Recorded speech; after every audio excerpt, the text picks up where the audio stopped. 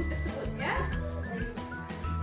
Baiklah, Ibu akan memberikan waktu pada kalian 10 menit untuk membaca dan menyimpulkan isi dari cerita tersebut.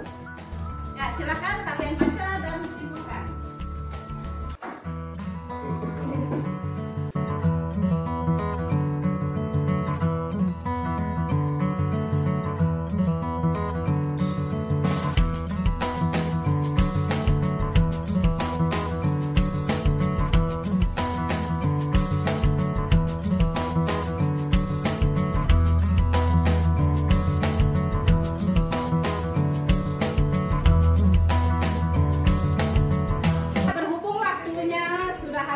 Silakan kalian bacakan kesimpulan yang kalian dapat. Coba Dinda, bacakan hasil dari kesimpulannya.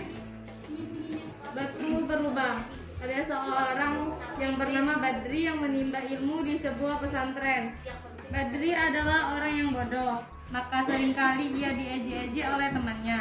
Badri punya teman yang bernama Humam. Humam adalah orang yang pandai. Oh begitu dia masih mau berteman dengan Badri. Badri selalu gagal dalam ujian kenaikan kelas. Dia selalu takut saat akan ada ujian. Ketakutan menjadi nyata. Dia tidak lulus ujian kenaikan kelas. Badri pun melangkah untuk pergi. Dia pun berpamitan dengan Ustadz Habib. Ustadz Habib berpesan, jika Badri ingin kembali belajar, pintu pesantren ini selalu terbuka.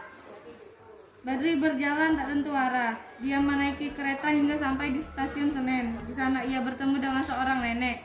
Lalu nenek itu berpesan kepada Badri, batu yang keras pun akan berlubang jika terkena air hujan terus-menerus. Begitu juga orang yang menimba ilmu, pasti dapat menerima pelajaran bila terus tekun belajar. Badri pun kembali berniat belajar.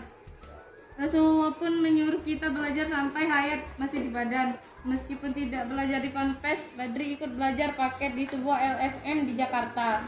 Tahun 2005, Badri lulus di Universitas Terkemuka Jakarta dan menjadi PNS di daerah asalnya. Setelah Dinda tadi, kami silakan Sally untuk menyimpulkan isi ceritanya.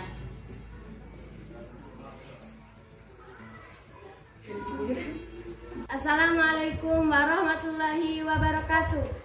Perkenalkan, nama saya Sally Carlolin dari kelas 92. Saya perwakilan dari SMPN 2 Suatapek. Saya akan bercerita tentang nasihat Syekh Hakim. Nasihat Syekh Hakim menceritakan tentang dua anak yang bertemu dengan Syekh Hakim dan Syekh Aziz serta pengembalanya di negeri Ayuba. Mereka berdua pun menceritakan kejadian itu kepada Pak Kiai. Pak Kiai pun lalu berkata, "Kalau begitu, kalian anggap saja taman itu taman kebaikan kalian berdua." Lalu mereka pun pulang ke rumah. Azan maghrib pun berkumandang. Mereka berdua sholat maghrib. Setelah sholat maghrib, mereka berdua bertemu dengan kakek-kakek tua. Mereka pun lalu menghampirinya dan bertanya, "Siapakah dirimu?" Kakek itu pun menjawab, "Saya adalah seseorang musafir."